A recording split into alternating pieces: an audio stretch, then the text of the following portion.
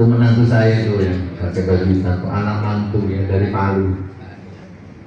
Alhamdulillah. Baik, ini saya safar dakwah yang ke berapa ya? 8 bulan atau 7 bulan pasca saya bebas dari penjara, Bapak Ibu. Alhamdulillah masuk penjara 2 kali. Pertama 10 bulan di Barreskrim, dijemput di rumah setengah 12 malam. Rumah saya dikepung, terus polisinya risek masuk ke dalam, alat podcast semua disita, kamera, handphone, laptop disita. Jam setengah 1 malam dibawa ke Barreskrim Jakarta, dari Malang ke Jakarta lewat darat. Setengah 1 malam. Terus jam 11 siang sampai sana. Istirahat sebentar, kemudian suruh buka baju semua, celana dibuka karena dipakai alat bukti. Terus dibelikan celana baru tapi sesek, nggak sojinggung, nggak bisa dikancing, ya udahlah dipakai. Jam 11 sampai sana, jam 3 diperiksa, jam 3 asar itu diperiksa, sampai jam 12 malam baru dijebloskan ke tahanan, kurang lebih 10 bulan di sana. Pencemaran nama baik Banser dan Ansor kasusnya ya waktu itu. Yang melaporkan saya Menteri Agama waktu itu, yang saya lupa namanya, tapi saya terakhir dengar katanya diperiksa KPK kasus dana haji. Sopo jangan ngilalnya dulu ya, gitulah ya. Lalu saya bebas kurang lebih 8 bulan, di penjara lagi Pak, ditangkap lagi 4 tahun, dituntut 10 tahun, divonis 6 tahun. Saya jalani 4 tahun, kasusnya ijazah palsu, gitu ya. Alhamdulillah sekarang saya bebas, tanggal 25 April saya bebas. Sejak itu, ini skenario Allah semua ini. Sejak itu saya safar dakwah sampai detik ini, belum istirahat. Sampai nanti 28 Februari kita berangkat ke Tokyo di Jepang Pak. Jadi kita ngimami sholat tarawih di sana kurang lebih 10 hari. 28 Februari sampai 11 apa namanya? Maret ya. Nah, doakan ya, mudah-mudahan lancar terus. Kemarin yang dia tanggulang sebenarnya sebelum di sini kemarin ditanggulangin, ternyata ditolak, dibatalkan sepihak.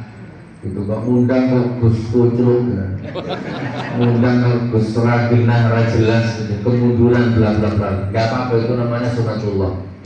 Gitu ya, itu namanya hukum alam. Gak apa-apa, harus ada pro, harus ada kontra. Bapak Ibu, takdir itu kan ada 2. Oke, yang pertama takdir mualaf. Nah ini kan ada yang sebagian, mungkin jangan-jangan di sini ada ya kan. Gus Nur kan tidak pernah mondok, kok jadi Gus. Gus Nur kan bukan anak kiai, kok jadi Gus. Mungkin ada, siapa tahu ada nyamar-nyamar ini. Ya mungkin hanya dalam hati seperti itu. Nah kan, Gus itu harus anak kiai, Gus itu harus mondok, Gus itu harus bisa kitab kuning, harus nahu sorot, harus bisa itu baru Gus. Nah, jawaban saya takdir Pak. Takdir itu ada 2. Yang pertama takdir mu'alaq. Takdir mu'alaq ini Bu, takdir yang bisa dirubah. Gitu ya, dari miskin jadi kaya, bisa. Dari sakit-sakitan jadi orang yang sehat, bisa. Tinggal dirubah pola pikir, pola istirahat, pola makan, pola tidur, pola ibadah, macam-macam bisa Bu. Dari sakit-sakitan tiba-tiba jadi orang yang sehat. Itu apalagi dari miskin hidupnya selalu susah, bisa dirubah itu menjadi orang yang nggak miskin, nggak susah, banyak uangnya, banyak sedekahnya, banyak resepnya ada. Nah itu namanya takdir mu'alaq, bisa dirubah. Biasanya jam segini masih tidur, nah, makanya sakit-sakitan, subuhnya nggak bangun, tidur, nanti jam 10 bangun, bengkak semua, livernya gagal, ginjalnya bermasalah, paru-parunya bermasalah, lemah syahwat, impoten, asam urat. Karena apa? Karena subuhnya selalu hilang, bangunnya siang. Dirubah mulai sekarang, bangunnya jam 3, jam 2, ya mulai gitu kan, setelah subuh, setelah itu lari-lari, olahraga, yoga, pernapasan, maka insya Allah berubah takdirnya. Nah itu namanya takdir mu'alaq. takdir yang bisa dirubah nantinya, tabur tuai bisa dirubah karena ada syarat, ada sebab dan akibat. Tapi Bapak Ibu, ada takdir yang kedua yang nggak bisa dirubah. Di samping tidak bisa dirubah, kita nggak punya akses untuk ke sana. Wis pasang bokohan, namanya takdir apa? Takdir apa Bapak? Takdir yang nggak bisa dirubah, apa namanya? Bahkan kita nggak bisa milih. Itu namanya takdir mubrom. Takdir apa? Yang pertama takdir apa? Mu'alaq, bisa dirubah. Nanti saya kasih resepnya ya, insya Allah. Yang kedua takdir mubrom, tidak bisa dirubah. Bahkan kita nggak boleh merubah. Kalau kita merubah itu, masuk ke wilayah itu, aku nyatakan perang kepadamu, kata Allah. Hancur hidupmu nanti. Apa itu takdir mubrom? Lahir sebagai laki-laki, lahir sebagai perempuan. Saya kan tidak memilih.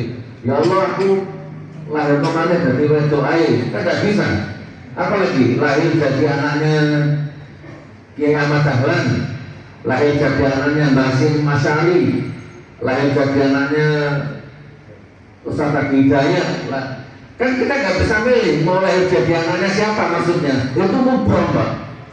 Loh kalau saya boleh milih, ya Allah mau lahir aku jadi anaknya Gus Bahan dan nanti kita kuning kan gitu ya. Ya Allah, lahirkan aku menjadi anaknya Imam Maliki, Imam Syafi'i. Barangkali, tapi masalahnya kan nggak bisa Pak. Itu namanya takdir mubrom. Saya lahir, mbah-mbah saya petani, pendekar. Lahir project jadi pemain debus. Ternyata bapakku pemain debus. Lahir project jadi pawang ular. Gitu kan? Dulu saya jam segini tidur, nggak mandi, nggak sholat, nggak wudhu waktu zaman jahiliyah. Jam segini kadang saya masih tidur di hutan cari ular. Saya pawang ular dulu. Ngapain itu wudhu nggak ngerti, asmaul husna pemane, alim batasa nggak ngerti Bu. Saya ngertinya agama ini tahun 98. Tahun 98 apa 89 ya, waktu pendirian perguruan Pagar Nusa di Genggong tuh. Kalau saya salah dikoreksi, kalau nggak 98, 89. Seingat saya 98, saya lihat 74. Jadi waktu itu pondok pesantren Zainul Hasan Genggong, waktu itu masih besanan sama Roma Irama, Kiai Hasan Mutawakil Allah ya sekarang. Dulu disebut Kiai Hasan Sepuh. Itu besanan sama Roma Irama. Roma Irama punya anak namanya Debi, diambil menantu sama pondok Genggong, Pacarakan. Gitu ya, Karasan sana.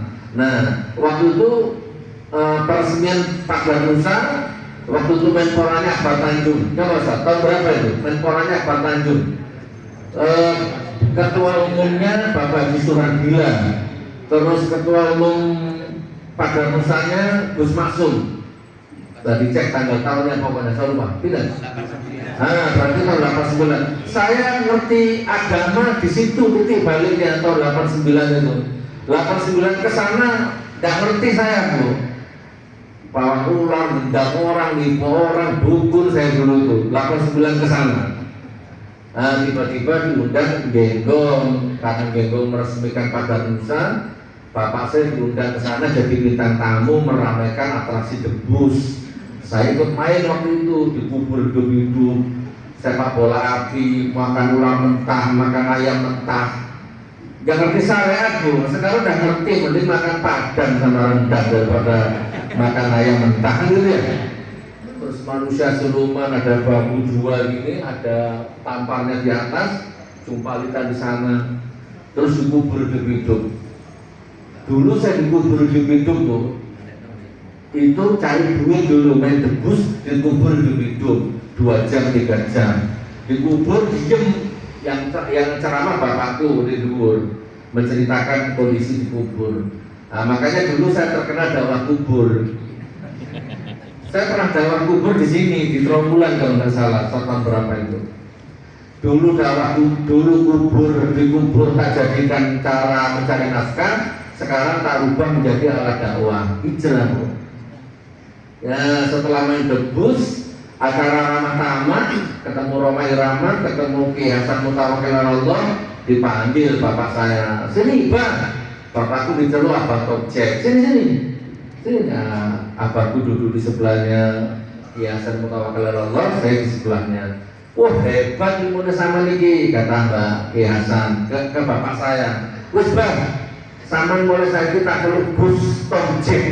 Jadi bapakku Tommy jenggotnya panjang jadi disebut Tomcek. Wes sama tak celuk Gus Tomcek sambil megang pundaknya bapak ini. Iki anak sampean, iya, wes sama jadi Nur, wes Gus Nur berarti. Jadi aku ini diceluk Gus Nur iya ketiban sampur kan. Itulah awalnya. Jadi kalau saya nggak ngerti kitab kuning, saya nggak pernah mondok, itu bagian dari takdirmu bro saya. Itu maksud saya. Ranggih. Kalau saya boleh milih ya, itu dalam bagian anak Imam Syafi'i itu mesinsan. Nah, disitulah saya mulai menekuni agama, mulai belajar. Apalagi waktu itu abah saya menikah sama adiknya Nyai Kondan. Abah saya waktu itu duda menikah sama Ustadzah Umi, adiknya waktu siapa itu Mubalik Kondan dari Kaksan, Hasan Basori. Ustadz Hasan Basori, coba dicek di Google mungkin masih ada. Dulu di Kaksan ada dai Kondan namanya Ustadz Hasan Basori. Hasan Basori punya adik namanya Siti Umami. Siti Umami dinikah sama bapakku. Jadi aku dulu ibu Ustadz. Nah sejak itu belajar sama beliau, belajar sama Ustadz Hasan Basori dan seterusnya sampai detik ini. Gitu Ustadz ya, ini mukadimahnya, belum ceramah ini ya. Jadi kalau saya nggak pernah mondok karena memang takdir mubrom saya tidak punya kesempatan mondok. Tapi alhamdulillah Allah kasih skill saya, Allah kasih kekuatan pada diri saya bisa bangun pondok 3 lantai, pondok tahfidz Quran gratis di Palu. Boleh nggak? Saya nggak pernah mondok bangun pondok, boleh? Boleh. Mana? Barangkali kayak ngomong nggak boleh, mana? Saya nggak pernah mondok bangun pondok di Palu 3 lantai, tahfidz Quran gratis, tis. Anaknya orang kaya gratis, anaknya orang miskin gratis.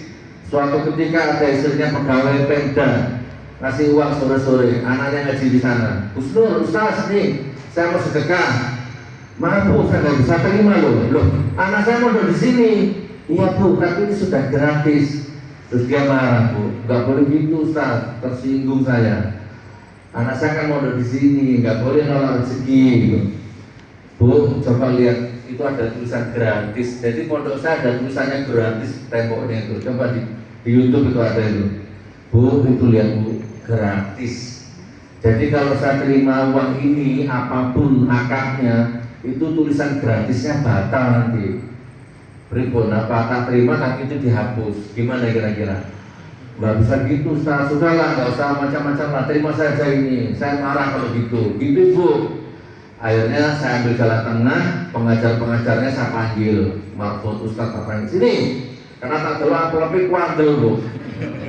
Ustaz, ini loh ada orang tuanya santri mau ngasih uang, monggo penjenengan terima, belanjakan sembako apa-apa lah sana. Karena saya nggak bisa terima uang ini karena sudah komitmen saya. Nah, baru diambil uangnya, dibelikan sembako, dimakan anak-anak, sambil dibelikan alat panah. Jadi di saat di pesantren saya ada alat panah. Nah ini boleh kan, belum tidak pernah mondok tapi bangun pondok. Itu listriknya, gaji marbotnya, gaji ustadznya itu 40 juta, 50 juta tiap bulan. Saya nggak ngambil dari situ, saya cari sendiri. Gaji ustadz itu tiap tanggal 1 Bapak Ibu, gaji ustadznya itu tiap tanggal 1 pada maghrib. Sering tanggal 1 belum punya duit, telat sehari, telat 2 hari, sering. Gitu ya, 25 juta setiap bulan, muter-muter ini gimana caranya. Nah itu juga bagian dari materi ini, keajaiban menolong agama Allah. Ternyata 11 tahun lancar pesantrennya, gratis. Bahkan kemarin waktu saya di penjara 10 bulan itu udah nyerah saya, ya Allah gimana ini pesantren ini. Ternyata ada orang Singapura telepon, nggak pernah ketemu saya Bu, telepon istri saya, Umi saya lihat Gus Nur ditangkap.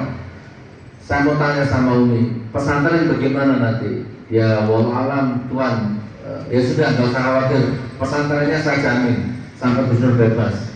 Berapa tiap bulannya? 40 juta Tuan. Oke, saya transfer setiap bulan 50 juta sampai Gus Nur bebas. Coba Ustaz, wa yarzuqhu min haitsu la yahtasib. Ini salah satu keajaiban menolong agama Allah. Lancar pesantrennya sampai saya bebas. Gus Nur punya utang, Umi punya Tuan berapa? 175 juta. Oke, saya transfer, saya lunasi, dilunasi utang saya Pak, waktu saya di penjara. Terus salam sama Gus Nur, Umi jangan pernah makan nasi penjara, saya takut diracun. Ini orang Singapura loh Pak, orang India loh, bukan orang Madura, bukan orang Jawa, bukan orang Mojokerto loh Pak. Ini orang Singapura, kan aneh kan? Enggak aneh bagi Allah. Tiba-tiba dia bisa memperhatikan makan saya, dia transfer saya 200.000 per hari selama 10 bulan. Saya nggak pernah makan nasi penjara. Jadi yang saya makan tongseng kambing, tetelan kambing, sate kambing, burung saking. Makanya saya nggak di penjara, itu tambah lemu. Ya kan? Ini salah satu keajaiban menolong agama Allah. Lunas utangnya, pesantren tetap jalan, dijamin makmumnya. Walaupun di penjara, ya di penjara rubuh, tapi doanya tidak, harapannya tidak. Ini salah satu keajaiban menolong agama Allah. Nah ini yang dari penjara ini berarti lebih gampang lagi jenengan ini. Lunas utang jenengan sama dari penjara kok. Gitu kan? Insya Allah. Takbir. Oke, jadi boleh ya walaupun nggak mondok tapi bangun pondok, boleh ya? Nah, kalau sama nggak ikhlas, ya udah pengen kalau pondok pun. Aku nggak ikhlas kamu dipanggil Gus, ya wes pengen Gus begini. Kalau dulu saya bangga dipanggil Gus, tapi sekarang saya sudah berada di titik apalagi sebuah nama, sebuah gelar, wis akalmu. Yang penting sekarang hidup ini Pak, sama tanya sama menantu saya, tanya sama anak saya, seolah-olah loh ya, bukan seolah-olah ya. Hidup saya ini sekarang ini kalau jenengan naik beli motor pasti dapat buku panduan tuh, ya kan? Kalau sama beli handphone pasti dapat itu buku panduan handphone itu ya. Itu apalagi ya? Ada orang yang kalau kemana-mana pakai Google Map, karena kalau nggak pakai Google Map kesasar. Nah itu ketergantungan Google Map. Ya ada orang yang kecanduan drama Cina, drama Korea, ya toh? Ada orang yang kecanduan mancing, nggak mulai-mulai mancing Pak. Ya subuh mulai berangkat subuh pulang subuh mancing. Ada orang seperti itu. Nah. Bismillahirrahmanirrahim, bukan ujub, bukan riya. Saya dan keluarga saya ini insya Allah kecanduan Al-Quran, kecanduan hadis. Ya, ada 114 surat. Saya nggak hafal semuanya, nggak saya pegang semuanya. Cuma 3 surat yang saya pegang. Saya amalkan. Melek mata, merem mata, 3 surat itu yang tidak bisa lepas dari rumah tangga saya. Ini yang saya amalkan dari 98, 9 sampai sekarang ini 3 surat ini. Surat apa? Nah, coba dicatat, siapkan pulpennya atau sama di pikirannya. Monggo Bu, amalkan ayat ini, insya Allah 9 hari lah, monggo. Ada keajaiban apa nanti? Nanti kalau saya kesini lagi, testimoni nanti ke saya. Alhamdulillah Gus Nur, waktu jenengan kesini dulu rumahku masih 1, sekarang sudah 10, gitu ya. Amalkan ayat ini coba. Karena saya sudah mengamalkan, loh kok banyak rumahnya? Iya, saya buka kos-kosan, nah gitu ya. Dulu aku besar kesini mobil saya masih 1, sekarang sudah 10. Loh kok banyak? Saya buka rental, gitu ya. Tak doakan, amin ya. Kok nggak kayak amin? Gus Nur waktu dulu dengan kesini pertama itu istri saya masih 1 Bu. Sekarang masih 1 tapi tambah solehnya, tambah cantik gitu, oke? Sesuai namanya. Alhamdulillah. Itu Ustaz, ada 3 surat yang saya amalkan di dalam rumah tangga saya. Pegangan hidup saya itu 3 surat ini. Sehingga kalau wallahualam saya meninggali saya sekarang seperti apa? Monggo. Ya tapi jangan terlalu memuji lah, karena pujian kita hanya Rasulullah. Ya kalau MC-nya tadi kan luar biasa itu Pak. Kalau 10 tahun yang lalu saya dengar kata-kata MC tadi kuping bus gitu. Ya kan, 10 tahun yang lalu gimana tadi beliau Gus Nur, ulama kita, bus kita apa enggak berdesil hati ini.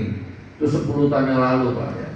Kalau diajak salaman jamaah perempuan, sok peneng saya dulu. moto itu jelalatan, itu rondo gitu ya. Saya pernah di fase itu Pak. Gus Gateli waktu itu ya, 10 tahun yang lalu gitu. Saya doakan sekarang mudah-mudahan enggak ya. Saya pernah dipanggil orang sama anak saya itu. Saya dipanggil orang, ditelepon, Gus, mau nggak saya kasih tanah, saya kasih duit ke sini. Wah, saya senang sama-sama, cocok saya. Indonesia butuh seperti sampean. Wah, kalau saya nggak datang, nanti jangan-jangan saya takabur di hadapan Allah. Yang saya datang aja lah, membatalkan kewajiban ya. Perkara cocok nggak cocok, nanti ketemu dulu orangnya. Ini halal atau haram atau subhat kan kita nggak tahu. Tapi kalau saya putus kan nggak enak. Saya datangi Pak di Bogor atau Depok, saya lupa. Ketemu sama orangnya. Ternyata sudah ada notaris, ada pegawai bank, ada tuan rumah, saya sama anak saya di situ ngobrol. Gus, aku ruh sampean, pesantrenmu aku ruh, aku ngikuti sampean. Dan aku selalu sama sampean. Dan Indonesia butuh orang seperti sampean. Delalah aku yo ditakdir yo lumayan lah Gus, aku juga tanah. Sampeyan kali milih wis jalur nanti luar Jawa no, dalam Jawa no. Pas duwite Gus, tak gawe pesantren sing luwih apik teko Palu ngono kae. Pokoknya sampeyan kudu meneng. Indonesia iki butuh orang seperti sampean. Syaratnya wis meneng. Gak usah bahas politik, gak usah kritik pemerintah. Itu kuwi Gus. Kenapa apik sampean iki? Saya yang sampean iki. Mosok wong kok sampean dikoyo-koyo. Coba Bu, Pak. Ini bahasanya kan uang udah segitu maju mundur. Kan bahasanya kan gak ada salah. Aku butuh kalau sampai Indonesia butuh sampai terus. Tak bangunan pesantren. Terus gak usah kritik pemerintah, gak usah malu-malu politik. Coba mana yang salah kata-kata ini? Gak ada Pak. Bener tak terima pun salah waktu itu rasanya itu. Tapi ya Allah, ibu coba ibu perempuan obesitas, bungu orangnya. Ibu saya minta izin 3 hari lagi tanpa istihara minta pendapat itu. Akhirnya saya pulang. Dan sampai detik ini saya nggak terima tawaran itu Pak. Gitu, walau saya salah apa benar, tapi jangan kritik pemerintah. Jangan ngomong politik, itu yang saya agak berat, agak gelo, ya kan? Karena bagi saya politik ini, yang penting saya nggak politik praktis, ya. Yang penting saya nggak calon-calon gitu kan. Jadi politik ini bagi saya juga panggilan jihad. Ini kayu gelondongan banjir Sumatera Utara, Sumatera Barat dan Aceh ini juga bagian dari sistem politik yang salah. Makanya seperti ini kejadiannya. Makanya saya nggak mau. Dan sampai sekarang, alhamdulillah. Makanya ada pepatah sekarang ini ada ulama amplop, ulama fulus, ulama proposal. Alhamdulillah saya bukan bagian dari itu, Pak. Doakan ya, mudah-mudahan istiqomah. Oke. Ini baru mukadimah nih dari ceramah nih. Barakallah. Takbir. Yang pertama, surat Fatir 29. Monggo diamalkan. Ini sudah saya bahas di masjid mana tuh waktu di Sidoarjo itu. Oke, sampai nggih. Surat Fatir 29. Amalkan ayat ini. Nanti sampai di rumah baca 20 kali, 30 kali, 50 kali sampai hafal. Nah setelah hafal ayatnya, syariatnya, baru dibaca artinya. Setelah dibaca artinya, pelan-pelan sampai hafal, baru syahadat. Asyhadu an la ilaha illallah wa asyhadu anna Muhammadar Rasulullah. Bismillahirrahmanirrahim. Ya Allah, kalau niat mulai sekarang saya akan ngamalkan ayat ini di dalam lapangan kehidupan sehari-hari. Cekel ayat itu gawon praktek tiap hari sampai tak tunggu 9 hari.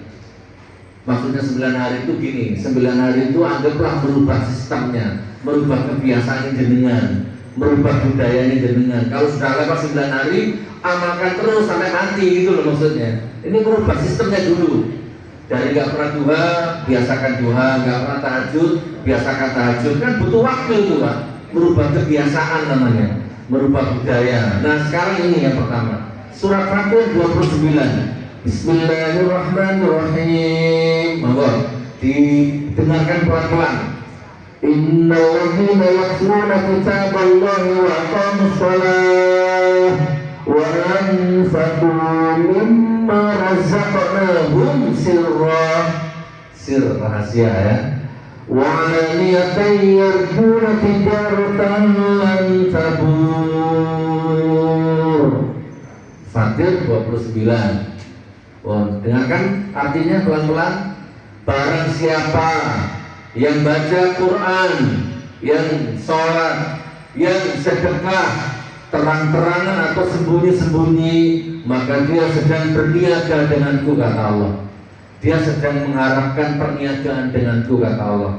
Secara bahasa baku tafsirnya begitu. Yang aku jamin tidak akan pernah rugi. Ini kata Allah ini. Untung terus, donasi terus, value terus. Fatir 29 pun sikapnya dibuang, jimatnya dibuang, nomor dukun dihapus, nomor handphone paranormalnya dihapus, di-delete, lupakan itu semua, pegang ayat ini mulai sekarang coba. Nggak usah tidur di kuburan, nggak usah makan kembang, makan paku, nggak usah nyelam di laut, nggak usah. Oh, namakan ayat ini. Demi Allah, saya berani demi Allah, absolut Quran sumbernya. Barang siapa yang baca Quran, yang sholat, yang sedekah terang-terangan atau sembunyi-sembunyi, maka dia sedang berniaga denganku. Yang aku jamin, kata Allah, tidak akan pernah rugi. Jadi kalau sama dalam hidup ini, selama ini sampai detik ini banyak ruginya daripada untungnya, baik di bisnis, di persaingan apapun di luar sana, berarti sama ada yang salah di tiga hal ini. Saya pernah dikasih uang 220 juta belum lama ini sama orang Jakarta. Saya pernah dikasih jam harganya 92 juta. Ini sama tim, sama anak saya ke Jakarta itu. Dia nyumbang masih saya. Orang ini Pak, kalau zakat mal itu bisa 2 miliar per tahun Pak. 1 miliar, 2 miliar. Kalau Idul Adha orang ini di rumah mertuanya 10 sapi, di rumahnya dia 10 sapi, di masjid sana 10 sapi, yayasan sana 10 sapi, pesantren sana 10 sapi. Tiap Idul Adha. Belum yang harian, belum yang mingguan, belum yang random. Orang ini uangnya nggak habis-habis Pak. Masa zakat mal 2 miliar, 1 miliar per tahun? Anda tahu orang ini kalau bapak ke rumahnya, kalau bapak ke kantornya, murotal Quran nggak pernah berhenti Pak. 30 juz. Di rumah dihargai keluarga, di kantor dihargai karyawan. Orang ini paling sedikit 3 juz per hari. Di dalam kesibukan yang luar biasa, per hari 3 juz. Nah, kalau saya lihat wajahnya jenengan ini nggak sampai juz-juzan ini kayaknya nih. Makanya rubah bahasannya. Serius. Barang siapa baca Quran, sholat, sedekah, dia sedang berniaga denganku. Yang jamin gak akan pernah rugi. Nah, Gus Nur misalnya nih, Nur saya ya, Gus sama kok hebat, saya nggak hebat. Gus Nur apa ilmunya? Ceklannya apa? Jimatnya apa? Saya nggak punya jimat. Fatir 29 ini pun nggak ada lagi. Tuh anak saya, tim saya, keluarga saya harus baca Quran. Kemana-mana harus bawa Quran. Istri saya sekarang belum selesai ngaji, ya kan? Di hotel tadi, emang di rumahnya panitia tadi. Sekarang belum turun dia, insya Allah. Ya, Rotib Haddad, Yasin, Rahman, Waqi, Tabarokal Al-Muluk belum selesai. Karena apa? Memang hidup ini nggak ada lagi hanya itu pegangannya. Jadi mau tahajud jamaah boleh, rame-rame boleh, diposting boleh, yang penting lurus niatnya. Oh, posting telanjang boleh, masa posting tahajud nggak boleh? Memang sekarang sudah zamannya zaman medsos. Mau tahajud sendiri boleh, matikan lampu boleh, nggak ada yang tahu juga boleh. Jatuh hukum salah atau benar kan dari niatnya. Sama mau sedekah terang-terangan boleh, sembunyi-sembunyi boleh, terang-terangan untuk motivasi boleh, sembunyi-sembunyi untuk tasawuf boleh. Yang nggak boleh kan nggak sedekah nyocok itu, nggak sedekah banyak cocok kan gitu ya. Ada nggak itu? Ada kan? Nah, boleh Bu. Sama lihat di YouTube saya itu. Saya bedah rumah, bedah masjid. Itu yang di YouTube ada berapa? Ada yang masuk YouTube, ada yang nggak masuk YouTube. Karena ada orang itu kalau saya bedah rumah kadang nggak mau disuntik dimasukkan YouTube, malu katanya. Ya sudah. Subhanallah. Fatir 29 amalkan. Dan ternyata materi hari ini kan keajaiban menolong agama Allah ya kan? Fatir 29 itu kalau jenengan amalkan itu juga menolong agama Allah. Secara nggak langsung bersama memakmurkan Quran, deres Quran, memakmurkan masjid, membantu banyak orang. Pun saya percepat. Yang kedua, surat Muhammad ayat 7. Nah, apalagi ini Pak, Masya Allah, familiar ayat ini, dibaca khutbah itu tiap Jumat itu. Surat Muhammad ayat 7. Kalau sama buka Quran itu sebelah kanan, baris ke-10 dari atas. Nah ini Ustaz Hidayat ini ya. Apa Pak? Karena memang hanya ini pegang saya gitu. Gimana bunyinya? Ya ayyuhalladzina amanu in tansurullaha yansurkum wa yusabbit aqdamakum. Nah, maka itu coba mulai sekarang. Hai orang-orang beriman, barang siapa menolong agama Allah, Allah pasti menolongmu. Coba Bu. Jadi kurang gimana? Wes lupakan utangmu, lupakan masalahmu. Coba. Mulai sekarang sibukkan dirimu menolong agama Allah. Coba. Maka jangan heran nanti hidupmu ditolong sama Allah. Di penjara 4 tahun tambah glowing, loh, glowing. Yang penjara saya budikan sekarang. Katanya, wallahu a'lam bishawab. Gitu gitu, insya Allah. Saya lagi bangun masjid di Singosari, ya lancar sampai sekarang, walaupun saya di penjara. Menolong agama Allah Bu. Dari level paling tinggi, level menengah, level paling rendah. Level paling tinggi, ini contoh ya, kalau sama sanggup, monggo, kalau nggak sanggup jangan. Menolong agama Allah, level paling tinggi. Ibu kenal Firaun? Ibu kenal Firaun? Sopo? Firaun kenal Bapak? Firaun punya istri namanya siapa? Asia. Asia punya pembantu siapa namanya? Ayo siapa? Maisitoh. Pembantunya istrinya Firaun. Maisitoh ini Bu punya anak 3. Dia nyisir rambutnya anaknya Firaun, tiba-tiba jatuh sisirnya. Terus diambil sama diambil Bismillahirrahmanirrahim. Ngambil sisir tuh sambil baca Bismillah. Terus anaknya Firaun kaget tuh. Kamu kok nyebut Bismillah dengan menyebut nama Tuhan? Siapa Tuhanmu? Bapakku ya? Enggak, Tuhanku adalah Allah. Termasuk Tuhannya bapakmu. Terus anaknya Firaun ini ngadu ke bapaknya. Pak, mau Sitoh ngambil sisir sambil nyebut Bismillah. Tak tanya siapa Tuhanmu? Ternyata bukan sampean Pak itu. Jare saiki ngono ya. Tuhannya ternyata lain, beda. Marah Firaun. Firaun itu harus dianggap Tuhan. Kalau ada orang nggak anggap dia Tuhan, dibunuh sama Firaun. Dulu ada di sini orang tapi jiwanya Firaun ada. Ya 10 tahun yang lalu lah, 10 kali zaman.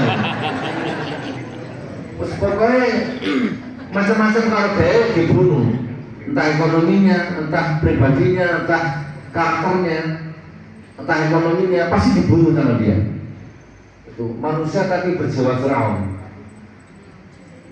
Siapa jeneng aslinya ya? Aku lali. Cak Nun tak ngomong Cak Nun ya. Firaun. Tapi akhirnya Mesito dicelur. Mesito, siapa Tuhanmu? Allah Tuhanku. Terus Firaun ngambil wajan, nyuruh anak buahnya ngambil wajan atau panci yang besar, dikasih ada 2 riwayat, ada mengatakan air, ada mengatakan minyak di apa jenis? Nah, dipanasi sampai mendidih. Siapa Tuhanmu? Mesito. Allah Tuhanku. Langsung anaknya siji cemplungan penggorengan itu sama Firaun. Siapa Tuhanmu? Allah Tuhanku. Anak satu cemplung kemana? Sudah 2 anak yang mati. Tinggal 1 yang masih netek. Gitu kan? Nah, sudah drop masih tiba-tiba anaknya ngomong. Sudah Bu, sabar. Kita akan ketemu di surganya Allah. Jangan murtad Bu, sabar. Jadi di Al-Quran itu ada 3 bayi yang bisa ngomong. Salah satunya anaknya Masito ini. Gitu kan? Maka Masito sebelum dicemplung dia nyemplung sendiri akhirnya sambil membawa lidahnya itu.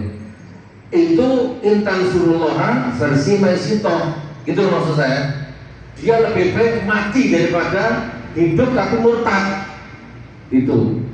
Nah, gimana kira-kira? Bisa nggak jenengan seperti Masito itu? Ini level tinggi. Aku rasanya nggak yakin aku. Jangankan digoreng, Musa itu kena serangan fajar, beras saling terus mendem ya. Kalau 150.000 mendem sampai, naudzubillah ya, bukan sampai dari goblok ya. Itu masih tahu Bu. Makanya Indonesia rusak begini karena mental rakyatnya juga. Diserang fajar 50.000 seneng, 200.000 seneng, naudzubillah. Jijik Pak. Suruh serang fajar saya Bapak.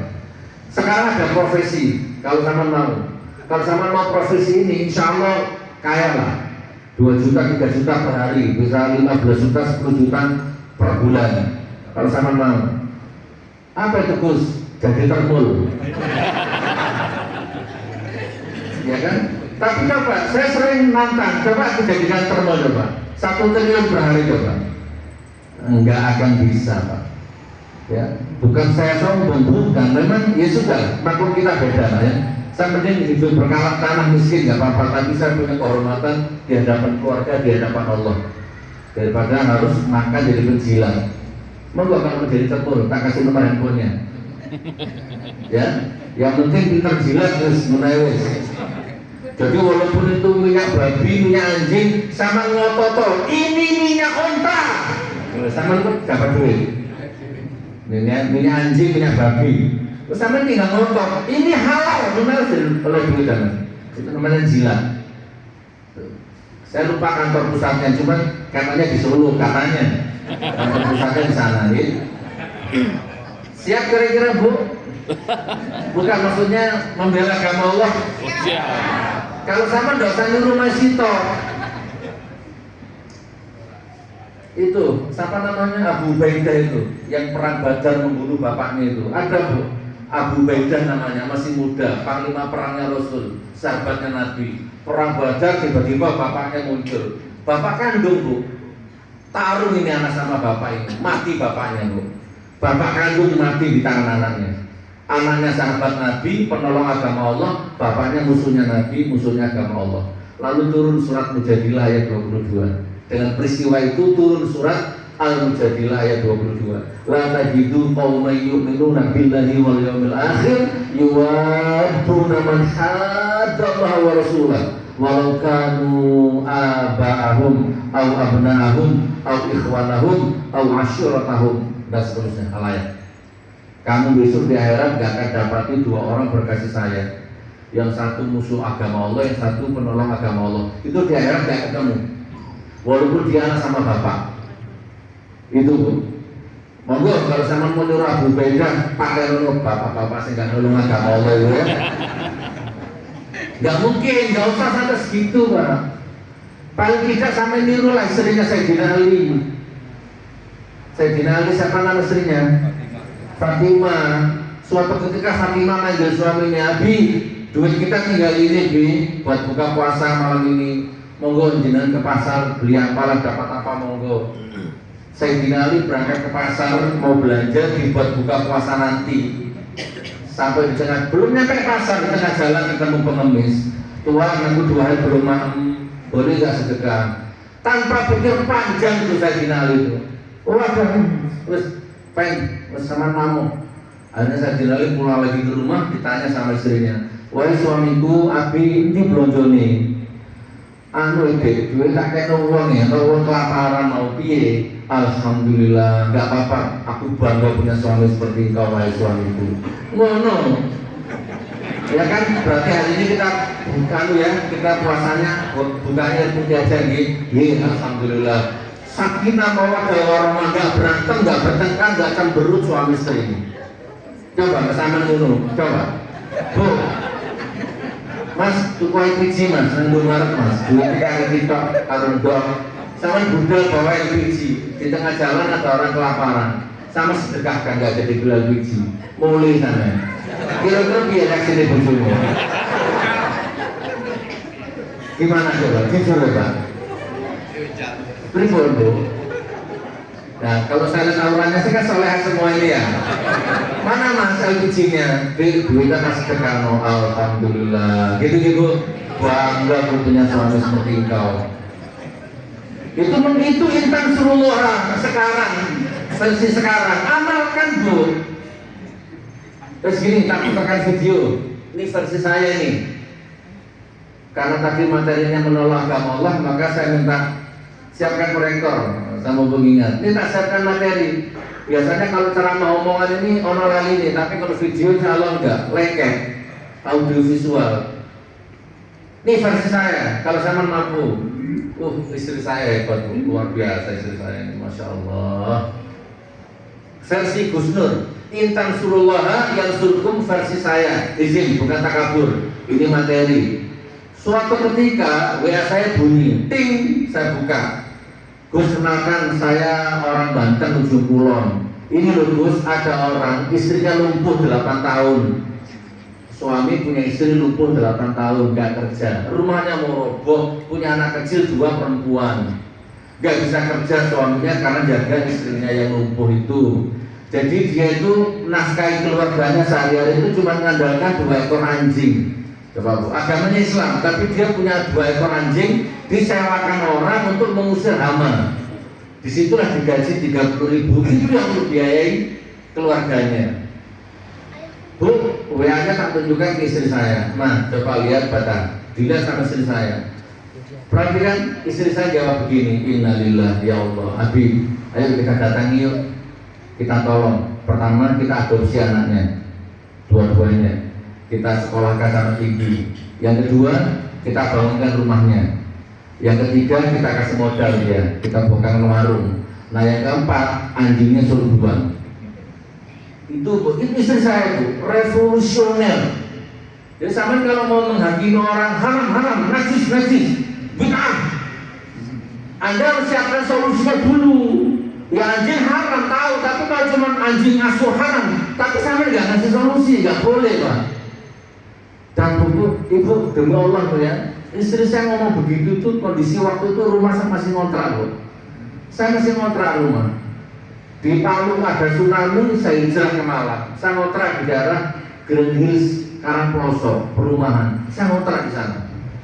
Sambil nunggu ke Palu kondusif. Rumah masih ngontrak, ada orang minta dibuatkan rumah. Dan istri saya, kita buatkan rumah. Loh Mah, dia udah ngontrak. Lo nggak apa-apa, kontrak kita lo nggak bocor. Coba dilihat, bocor. Wah, telepon larang deh. Wah, udah alami. Berkah halal ya. Ini tak putarkan videonya. Siap kira-kira? Siap. Maksudnya gini loh, saya turun gue omah, bangun omah wong, siap. Katanya Intan Surullah. Coba putar deh, bismillah. Ini orangnya. Ini orangnya. Sampai jam 6 nggak apa-apa ya? Nanti ada tanya jawab. Ini orangnya Bu. Nah, tadi sebelum, ini sesudah. Gus Nur manajemen. Ini orangnya. Nah ini orangnya. Istrinya lumpuh, di dalam istrinya nggak mau disuntik malu. Itu Gus Nur. Nah, dipus deh, dipus. Nah, sejak itu akhirnya kita ketagihan. Ternyata nggak terasa. Dalam kondisi rumah masih ngontrak, hampir 20 orang yang kita bangunkan rumah. Nah sekarang kita geser ke Madura. Nih, ini Madura. Coba dipuskan. Ini Ustaz, ahli kitab kuning, ahli Nausoro. Nah kan bahasnya kemukaddimah tadi. Dari kecil procok, langsung mondok di pondoknya orang tua nih. Maka besar kitab kuning mengopak dan otak lewat. Gini loh, mau Quran nggak sampai apa Ustaz? Cuman ekonomi lemah. Rumahnya seperti ini. Kalau hujan kebanjiran, ya kan? Ular kodok melbu. Di dalam rumah nggak ada kabelnya, cuma kerdus mie. Kotak kitab-kitabnya dimasukkan kerdus mie itu. Nah, saya nggak ngerti kitab kuning. Boleh nggak bangun rumahnya orang yang ahli kitab kuning? Boleh. Kan gitu Pak. Akhirnya kita datangi, kita bangun. Ini orangnya. Nah, ini kondisi rumahnya. Nah ini Pak, nggak ada perabotnya. Nah ini kitabnya. Nah, kita bongkar. Madrasahnya kita bangun juga, itu madrasahnya kelihatan tuh. Kita bangun. Nah ini orangnya. Nah itu istri saya, pakai cadar. Itu orangnya, pakai peci putih.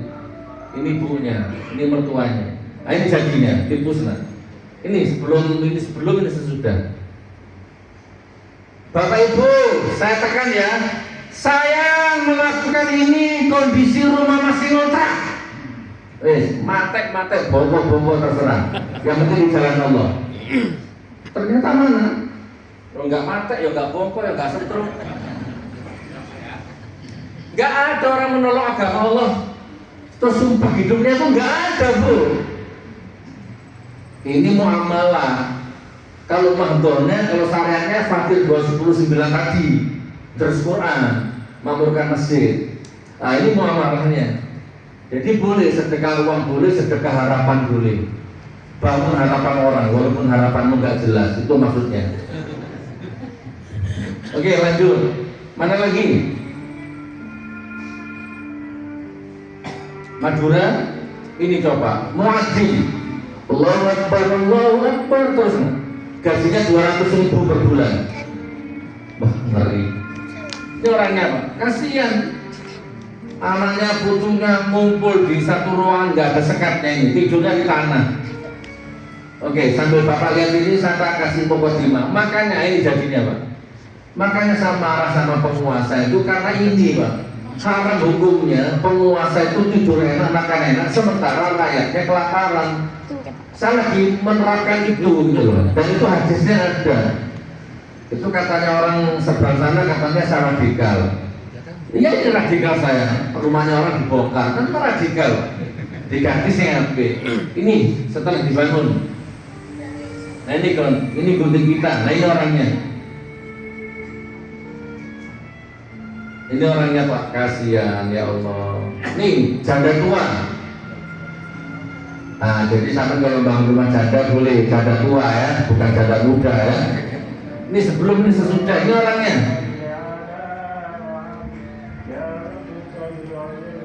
Masya Allah, ini orangnya. Nah ini orangnya Bu. Ini saya masih ngontrak di Karangploso, belum punya rumah. Ini orangnya. Oke, coba sampai depan. Yang mana lagi? Nih, pemuda yatim, Posna. Pemuda yatim, Bapak Ibu, gagal nikah terus. Taruh bersama perempuan, begitu diajak ke rumahnya, mundur perempuannya. Itu namanya cewek matre ya. Tapi nggak main itu, mau main yang ini loh Pak.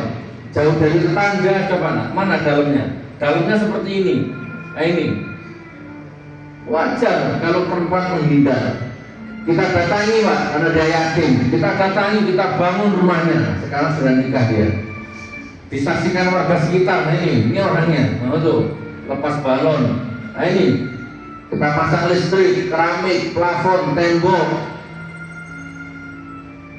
Intan surullah yang surgum versi saya. Ini tidur kandang sapi. Gak marah bagaimana saya dengan rezim. Orang tidur kandang sapi. Sapinya orang lagi Pak, bukan sapi dia. Ini yang jahat juga yang punya sapi Pak. Boyo kalau kamar dewi, masa dicampur sama sapi. Ini orangnya. Ini waktu survei, sebelum saya ke sana disurvei sama tim. Dan ini saya ke sana ini. Nah ini tidurnya. Pak tidur di sini. Iya. Ini sapinya siapa? Gadu itu apa? Ada rumah orang itu. Oh. Jadi baru datang tiap hari ya. Sapinya bener. Bau celentong. Oh dipercepat. Langsung kita bangun. 5 waktu ya. Nih tak kasih nih. Ini buat sholat. Ya, ini buat sholat. Ini buat sholat.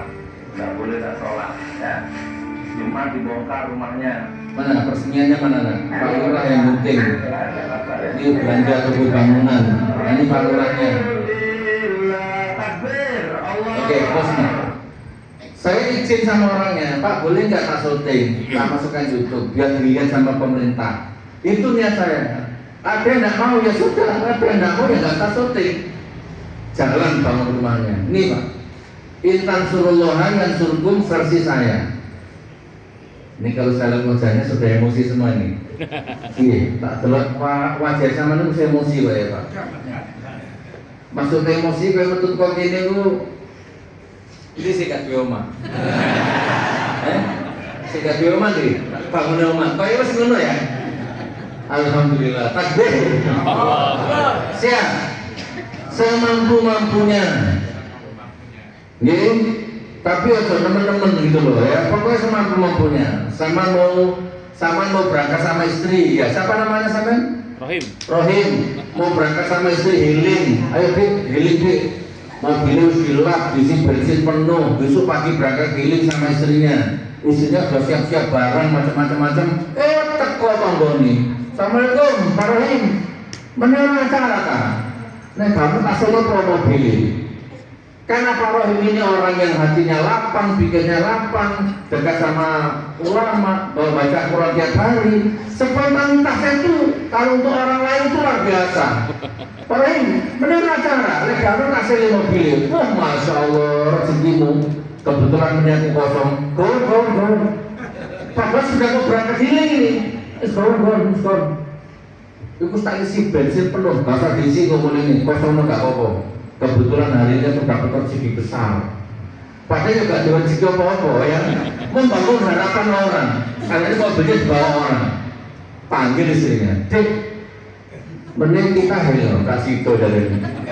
Mending tetap healing dong, tapi gak mau mobil rental. Karena mobil yang itu diselingkuh. Kita pentingkan urusan orang, kita jalan urusan kita. Karena istrinya orang baik, soalnya alhamdulillah, bangga aku punya suami kau wahai. Akhirnya Mas Rohim telepon rental, dapat rental, healingnya jalan pakai mobil rental. Kan bisa Pak. Intan surullah yang surgum. Kira-kira sampai menurut piye kira-kira? Kanti healing, tambah teko, ini mobil apa? Gimana kira-kira?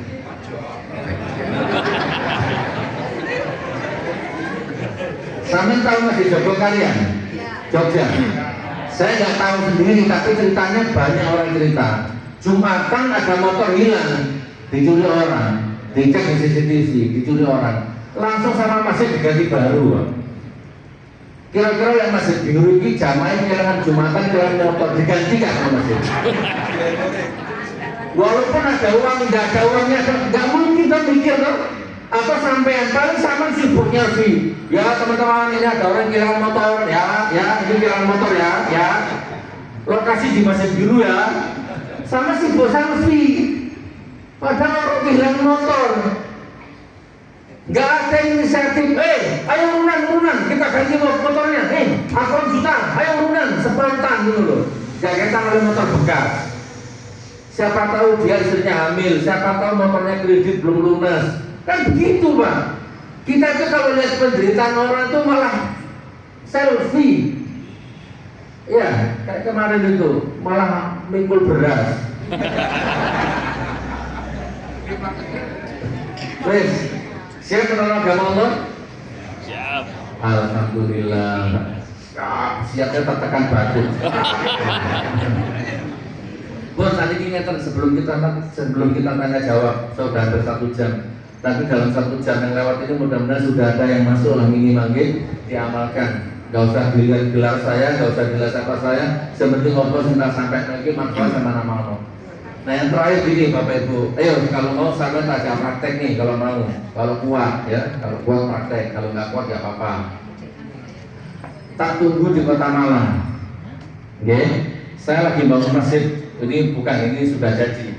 Ini masjid. Saya termotivasi sama Masjid Jogokaryan Pak. Saya harus punya masjid seperti Jogokaryan. Akhirnya saya dikasih rezeki, saya beli tanah di Singosari. Ada tahu Singosari? Ini saya cerita ini. Akhirnya saya beli tanah 2000 meter dan saya bangun masjid. Alhamdulillah lancar. Cita-cita saya pengen punya masjid 24 jam aktif, dibuka terus, nggak ditutup pintunya. Terus ada dapur umum, buka terus 24 jam, nggak ditutup pintunya. Ada perpustakaan, ada minibar, ngopi, ngeteh, gratis 24 jam. Itu cita-cita saya. Yang ditutup kayak Kota Amal itu.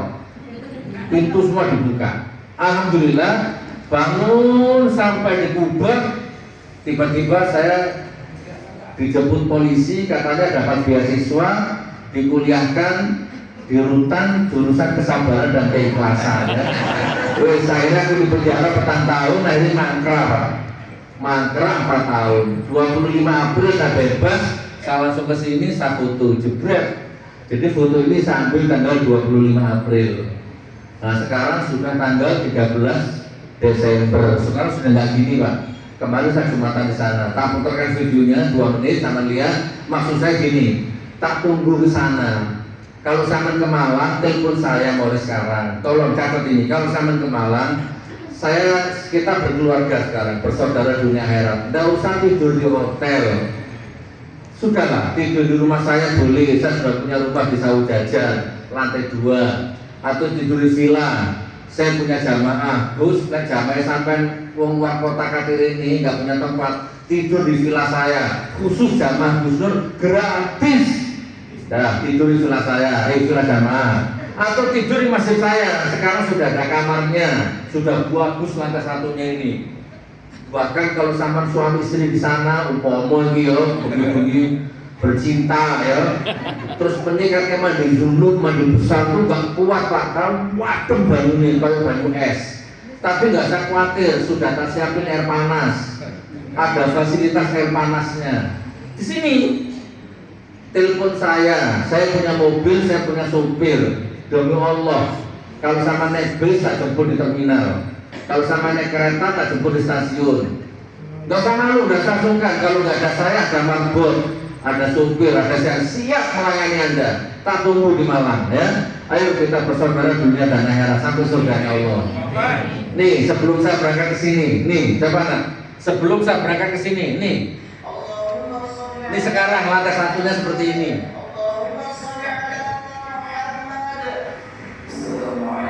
Kemarin Masjid Cahaya Surga 13. Oh, sama di sini wes.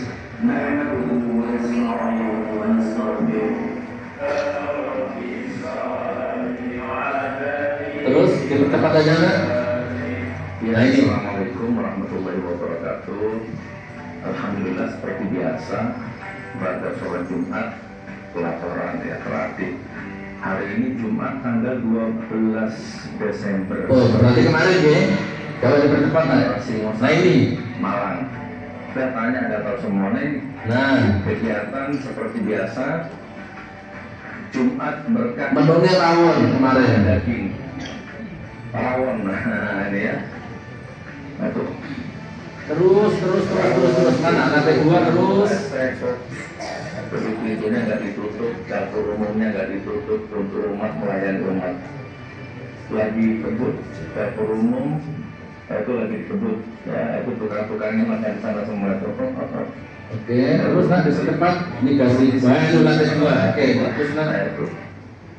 Jadi sekarang saya lagi finishing lantai 2. Tapi sudah bisa ditempati, insya Allah. Lantai 2 ini finishingnya interiornya 451 sudah lunas. Udah tinggal datang sana. Sekarang tinggal penampakan depan, ada kolam sama beberapa dikit lagi. Tak tunggu ya di Kota Malang ya.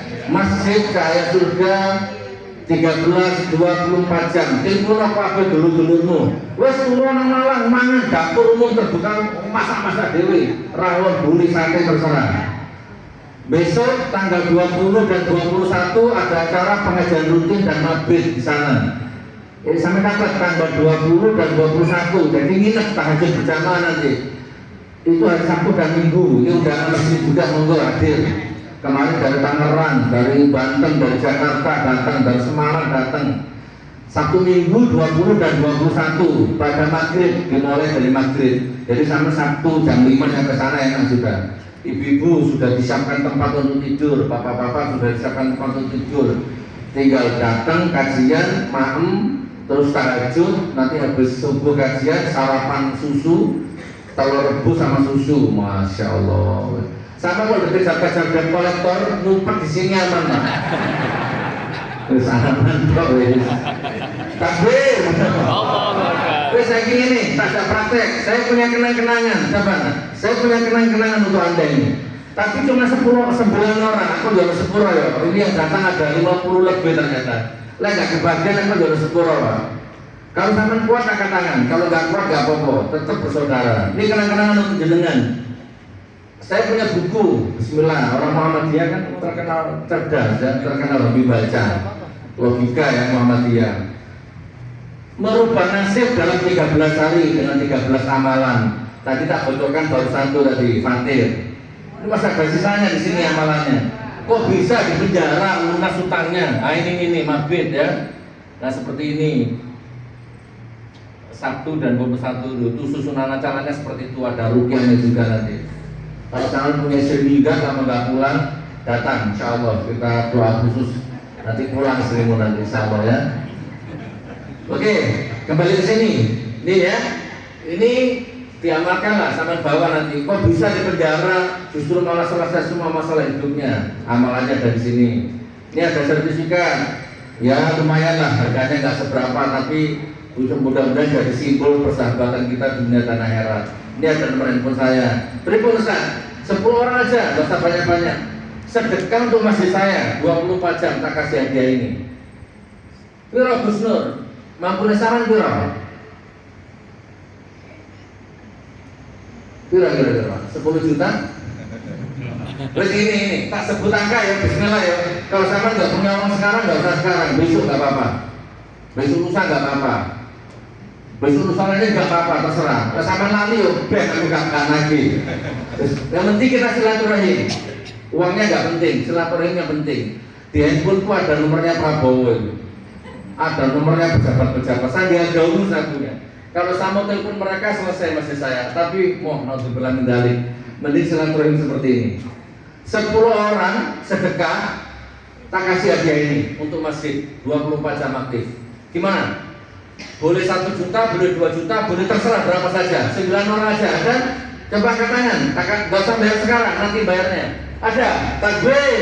Tambahan 2 orang. Akarnya 1 juta ya, nanti jenengan mau 2 juta atau 5 juta terserah. Ini perjalanan masih panjang.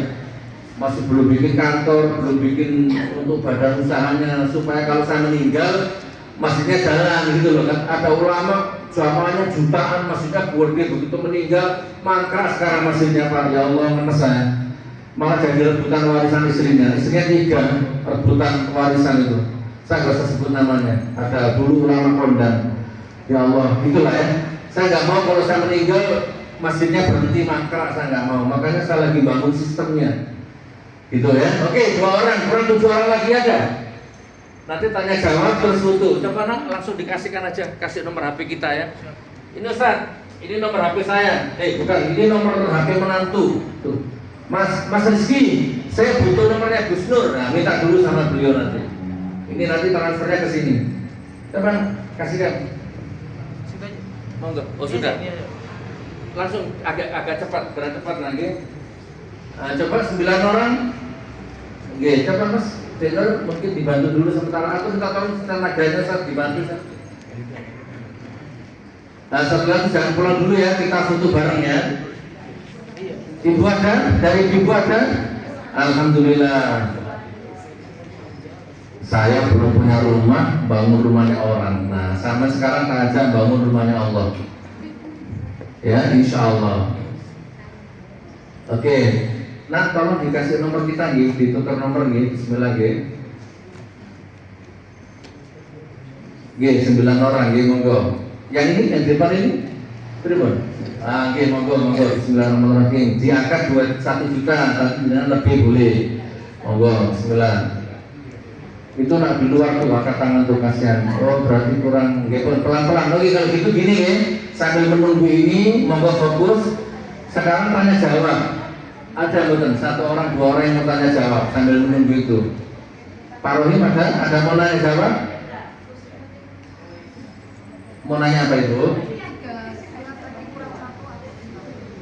Surat Fatir 29, surat Muhammad ayat 7. Oh, Ali Imran 103, Ali Imran 30. Yuhibbukumullah, gimana? Fattabi'uni. Kalau kamu mau dicintai Allah, maka fattabi'uni, ikuti aku. Al Imran 30, coba dicek. Al Imran 30. Atau ibu kalau enggak langsung potong kompas surat Tolak 2 dan 3. Ali Imran 30, surat Tolak 2 dan 3. Pun itu pun dikenal dengan ayat 1000 dinar. Mas Rahim, saya nyuntul lagi, kayaknya tenaganya kewalang. dibantu, diminta nomor HP, dikasihkan bukunya. Antara itu sudah ada yang bantu ternyata. Saya beri bantu nih, yang ibu-ibu. Jangan pulang dulu nih, kita nanti berdoa bersama, kita foto-foto bareng dulu. Bapak ada mau nanya jawab? Ibu, Bapak ada mau nanya jawab?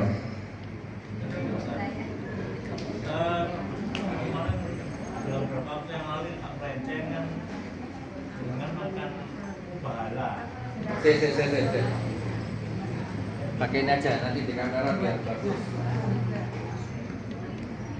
Jadi waktu hari kan dengan makan bala. Iya. Dasar bala ini apa karena misalkan kita itu merasa sangat jengkel atau seperti apa sehingga terlontar seperti itu. Biasanya kan kita melakukan pendekatan atau seperti apa, tapi waktu itu Ustaz langsung melakukan hal itu dengan kondisi yang ada di saya lihat, bisnisnya banyak orang, dan terus efeknya apa seperti sekarang ini? Mubahalah ya. Nonton diambil mic-nya sudah ya, satu orang aja cukup. Airnya disiapin Bapak Ibu, dibolongi atau di lubang ya. Di sini kita baca doa bersama-sama. Mudah-mudahan dapat barokahnya doa, yang sakit disembuhkan ya. Bismillah. Oke, pertanyaannya Bapak, ada pertanyaan satu. Mubahalah. Kenapa kok sampai menempuh jalur mubahalah? Apakah mubahalah itu karena jengkel atau karena apa? Dan apakah sudah terbukti? Jadi gini Bapak, waktu itu di mata saya, kan saya bolak-balik mubahalah itu. Jadi setiap mubahalah itu peristiwanya beda-beda. Waktu itu di mata saya, kalau saya salah saya minta maaf ya, kan orang bebas berpendapat. Waktu itu di mata saya penguasanya dolim. Loh, Indonesia ini kok punya penguasa dolim ya? Ya dolim, pembohong, pendusta, penipu, perusak, gitu kan?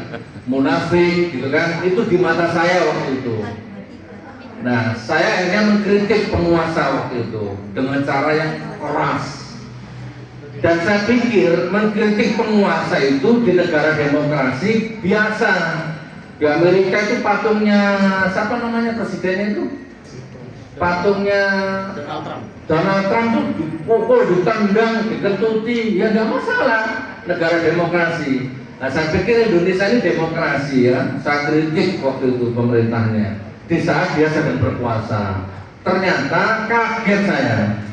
Tiba-tiba saya dicekal, tiba-tiba paspor saya dicabut, tiba-tiba dakwah saya di luar negeri batal semua.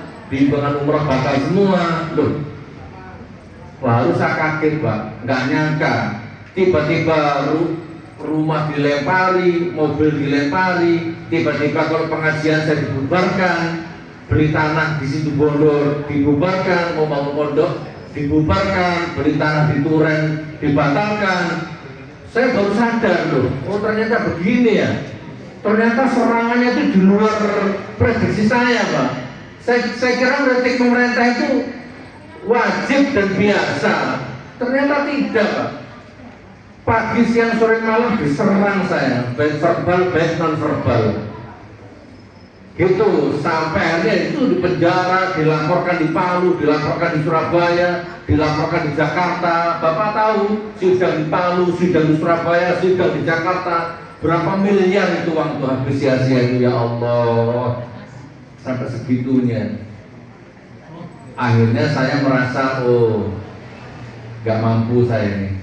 Saya sadar, berarti ternyata yang saya lawan ini rezim. Presiden, menteri, polisi, tentara, termulah semuanya gabung nyerang saya. Waktu itu zamannya Abu Janda, Denny Siregar, macam-macam lah, termasuk teman-teman Ansor dan Banser itulah. Nah, makanya saya ambil jalan mubahalah itu, bukan jengkel karena sudah pasrah. Ya sudahlah ya Allah, saya mubahalah. Kalau saya yang salah, sekalian laknat saya ya Allah. Kalau memang saya salah. Tapi kalau mereka yang salah, rezim yang salah, hancurkan mereka semua ya Allah. Itu dalam rangka saya tersadar, oh ternyata aku mengkritik pemerintah ini ternyata Aku malah dilawan. Apalah rakyat nggak punya senjata, nggak punya media, nggak punya polisi, sementara yang lawan saya media, polisi. Jadi nggak mampu. Maka saya ambil jalan mubahalah sebagai bentuk perlawanan terakhir. Karena saya sudah nggak punya siapa-siapa lagi. Waktu itu loh, Pak, waktu itu. Kalau sekarang sudah ada Dr. Rismond, Dr. Tifar, Lusurno, dan banyak lagi. Nah, dulu kan nggak ada, Pak. Dulu saya melawan penguasa, di saat penguasanya berkuasa, dan semuanya merapat ke sana dulu. Saudara-saudara saya di Ansor, di Banser, saya itu belah dong. Pasti NU nih, Pak. Nggak mungkin si A. Umpama Madura kabeh, Madura ya kan. Madura ya kan, belum kerak NU nih. Tapi ternyata teman-teman Ansor malah memuliakan Abu Janda daripada membela saya. Gimpun. Saya ambil jalan mubahalah itu sebagai bentuk perlawanan terakhir saya. Dan alhamdulillah kalau tanya hasilnya bagaimana, saya nggak berani menyimpulkan. Nanti saya salah. Kalau saya melihat sendirilah. Yang penting sampai detik ini saya selamat, saya sehat. Anak saya penghafal Quran. Ini anak saya nomor 3 kemarin daftar di salah satu boarding school. Ya daftarnya aja 54 juta, bulanannya 5 juta. Ini rencana saya program ke Mesir atau ke Kairo, akan saya datang jadi ulama, doakan ya. Terus kemudian gimana? Kan nggak sakit saya, alhamdulillah sudah punya masjid. Sementara yang nyerang-nyerang saya dulu, saya dengar ini sudah ada mati telanjang di hotel, sudah sekarang nggak muncul lagi di permukaan, tenggelam jadi sampah peradaban sejarah. Ya sekarang hidupnya nggak tenang, pagi siang sore malam dikejar masalah. Wallahualam bisawab. Ya kan saya nggak usah sebut namanya, nggak sebut institusinya, nggak usah. Bapak tahu lah siapa saja dulu yang nyerang saya. Sekarang berantakan semua, calon marut semua, lulu lantah semua. Ya keluarganya, anaknya narkoba, sekarang masuk penjara semua. Jago-jago terpun sekarang ada di penjara sudah. Apa itu bagian dari mubahalah? Wallahu alam. Kalau saya ngomong ya nanti saya salah, nggak boleh. Gitu ya. Tapi itu Al-Quran, Pak. Jadi sama nggak boleh, sama boleh. Kan begini mubahalah itu. Waktu itu ya. Nah sama boleh nggak percaya sama saya? Allah Nur, kamu itu siapa? Boleh. Tapi ini Al-Quran. Ya paling tidak percaya Al-Qurannya. Kan gitu. Ya paling tidak percaya sama inilah. Kalau saya nggak usah percaya. Nah kurang lebih seperti itu. Bahkan di ruang sidang, Bapak Ibu, di ruang sidang jaksanya mendatangkan saksi dari ulama yang memberatkan saya. Ditanya sama hakim jaksanya, Pak Kiai, Pak Ulama, menurut Anda mubalahnya Gus Nur sah apa enggak? Enggak sah. Itu salah, mubalah itu tidak seperti itu. Hakimnya nanya, terus yang benar gimana Pak Kiai? Yang benar mubalah itu harus dua belah pihak dan harus di depan hakim. Itu baru benar mubalah. Kalau Gus Nur itu salah mubalahnya. Ini ruang sidang loh Pak. Viral tuh videonya. Oke, akhirnya giliran saya sekarang nanya sama kiainya. Pak Kiai, saya setuju dengan Anda. Mubahalah itu harus dua belah pihak. Masalahnya pihak yang sana nggak ada yang mau saya ajak mubahalah, menghindar terus. Nah, sekarang yang kedua Pak Kiai, mumpung sama di sini dan sama sebagai saksi yang didatangkan jaksa memberatkan saya, berarti sama di pihak sana. Gimana ini? Pas sekarang ini, mumpung ada hakim, yuk sama mubahalah sama saya sekarang. Itu saya. Ternyata kiainya nggak mau. Di ruang sidang itu Pak. Yuk kalau saya salah saya diazab. Kalau samanya salah saya dilaknat sama Allah di depan hakim. Monggo Pak Kiai. Terus hakimnya ngetok palu. Pak sudah. Ini bukan ruang mubahalah. Hakimnya nggak mau. Ya sudah jangan di sini. Di luar sidang ada masjid kita mubahalah di sana. Kiainya nggak mau. Itu sah. Takbir. Allah. Sudah nggak sih? Sudah, masih ada bukunya? Masih ada. Oh, sisa berapa? Masih ada 5 bisa. Oh ya boleh, nanti kalau nyusul itu ada yang belum dapat itu. Ini nak, Oh, iya. kalau gitu ini bawa pulang ya. Kalau Anda mungkin nggak sempat sekarang, bawa pulang kapan-kapan kalau ada rezeki, monggo. Ini nomor rekeningnya masjid. Ya, ini sebarkan aja, monggo. Itu ada yang belum dapat buku itu. Pak Eko, monggo dikasih itu. Ada lagi, mana yang belum dapat buku angkat tangan Ustaz? Oh itu di luar masih ada 2 orang kan? Iya sih, tadi kepotong tanya jawab. Jadi ada fokus ke tanya jawab. Pun saya menung sekarang, tak melayani buku dulu, kasihan. Salawat Jibril boleh? Baca salawat boleh? Boleh, Bang. Tak apa ya? Ayo. Sallallahu ala Muhammad. Sallallahu. Di luar ada dua. Nah. Sallallahu ala Muhammad. Sallallahu alaihi wasallam. Alhamdulillah. Gitu. Saya berdoa. Di luar ada dua kita. Di sini ada dua. Kalau gitu gini guys, kita tutup aja dulu itu secara formal. Nanti monggo kalau menyusul biar lebih khusyuk. Airnya dibuka itu, airnya dirobangi dulu. Monggo Bismillah. Kita baca Al-Fatihah satu kali. Saya niat pakai bahasa Indonesia ya. Bismillahirrahmanirrahim. Allahumma sholli ala sayyidina Muhammad wa ala ali sayyidina Muhammad. Ya Allah, kami niat baca surat Al-Fatihah.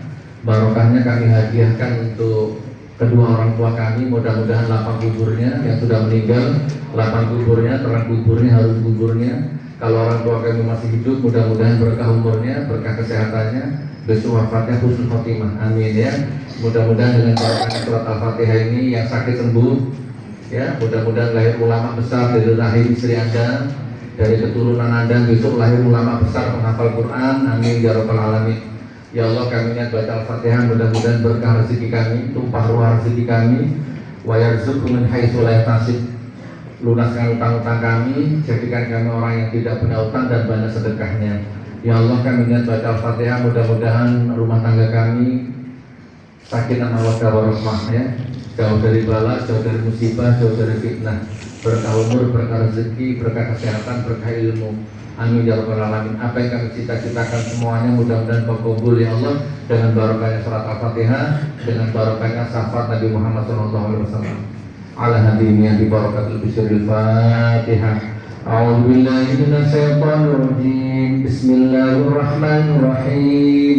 Alhamdulillahi rabbil alamin. Ar-Rahmanir Rahim. Maliki yaumiddin. Iyyaka na'budu wa iyyaka nasta'in. Ihdinas siratal mustaqim. Siratal ladzina an'amta 'alaihim ghairil maghdubi 'alaihim waladdallin.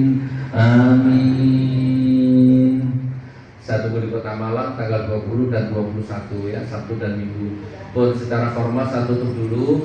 Kalau mau nyusul buku, mau tanya jawab, mau foto, monggo. Assalamualaikum warahmatullahi wabarakatuh.